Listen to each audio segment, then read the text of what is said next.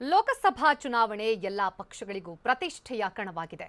ಅದರಲ್ಲೂ ಬೆಂಗಳೂರು ದಕ್ಷಿಣ ಕ್ಷೇತ್ರದಲ್ಲಿ ತೇಜಸ್ವಿ ಸೂರ್ಯ ರಾಜಕೀಯದ ಅದೃಷ್ಟ ಪರೀಕ್ಷೆಗೆ ಇಳಿದಿದ್ದಾರೆ.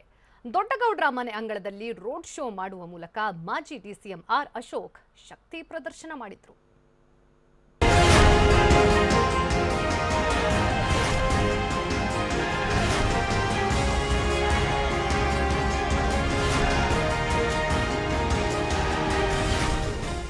ಕೇಂದ್ರದಲ್ಲಿ ಮತ್ತೊಮ್ಮೆ ಮೋದಿ ಸರ್ಕಾರ ರಚಿಸೋಕೆ ರಾಜ್ಯ ಬಿಜೆಪಿ ನಾಯಕರು ಪಣ ತೊಟ್ಟಿದ್ದಾರೆ.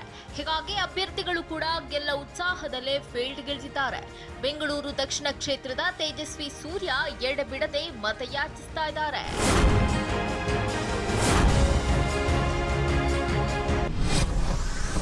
ದಕ್ಷಿಣ ಸೂರ್ಯ ಪರ ಆರ್ ಅಶೋಕ್ ಮತಬೇಟೆ.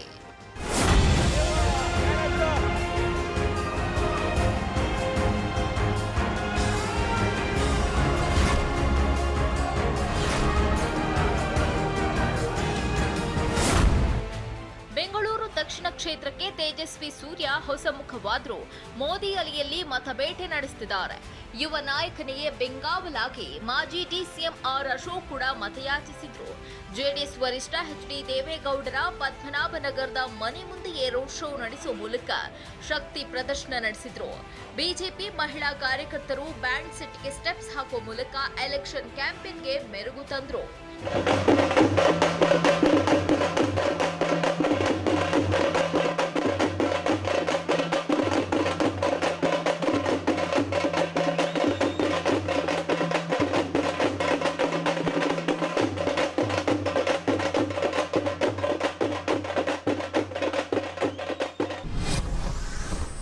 ಬೆಂಗಳೂರು ಲೂಟಿ ಮಾಡಿದ್ದು ಬಿಜೆಪಿ ಎಂದ ಸಿಎಂಗೆ ಅಶೋಕ್ ಟಾಂಗ್.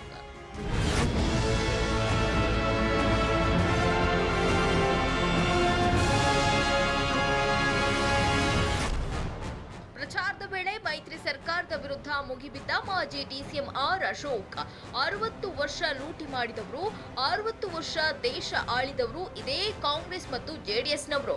ಹೀಗಾಗಿ ಮೊದಲು ಅವರನ್ನು ಎಷ್ಟು ಲೂಟಿ ಮಾಡಿದ್ದಾರಂತ ಜನರ ಮುಂದೆ ಹೇಳಿ, ಇವರಿಬ್ಬರ ಕತೆ ಹೇಳೋಕೆ ನಾವು ರೆಡಿ ಇದ್ದೀವಿ ಅಂತ ಸವಾಲೆಸೆದ್ರು.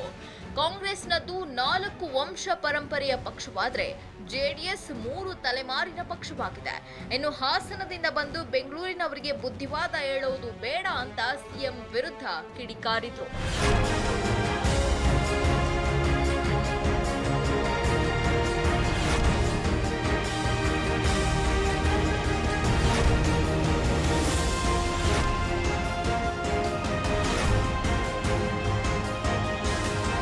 ಈ ದೇಶನ 60 ವರ್ಷ ರಾಜ್ಯಭಾರ ಮಾಡಿರೋರು ಕಾಂಗ್ರೆಸ್ ಅವರು, ಜೆಡಿಎಸ್ ಅವರು. ಅವರೆಷ್ಟು ಹಣ ದೋಚಿದ್ದಾರೆ ಅಂತ ರಾಜ್ಯದ ಜನಗಳ ಮುಂದೆ ಹೇಳಿ, ಆಮೇಲೆ ಬಿಜೆಪಿದೆಲ್ಲ ನಾವು ಕತೆ ಹೇಳಕ್ಕೆ ನಾವು ರೆಡಿ ಇದ್ದೀವಿ. 60 ವರ್ಷ ರಾಜ್ಯಭಾರ ಮಾಡಿ ಏನು ಮಾಡಿದ್ದಾರೆ? ವಂಶ ಪರಂಪರೆ ಆಡಳಿತ.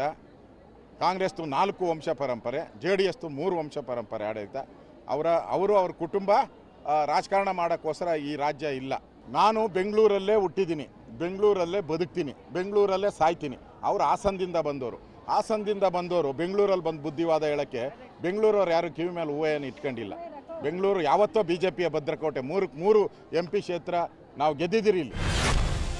ಬೆಂಗಳೂರು ದಕ್ಷಿಣದಲ್ಲಿ ಮತದಾರರ ಮತವೇ ದಕ್ಷಿಣಿಯನ್ನಾಗಿಸೋಕೆ ತೇಜಸ್ವಿ ಸೂರ್ಯ ಅಖಾಡಕ್ಕಿಳಿದಿದ್ದಾರೆ. ಮೈತ್ರಿ ಸರ್ಕಾರದ ಲೋಪಗಳನ್ನೇ ಟಾರ್ಗೆಟ್ ಆಗಿಸಿಕೊಂಡು ಮತಯಾಚನೆ ಮಾಡ್ತಾ ಇದ್ದು, ಮತದಾರ ಕೇಸರಿಗೆ ಜೈಕಾರ ಹೇಳ್ತಾನ ನೋಡ್ಬೇಕಿದೆ.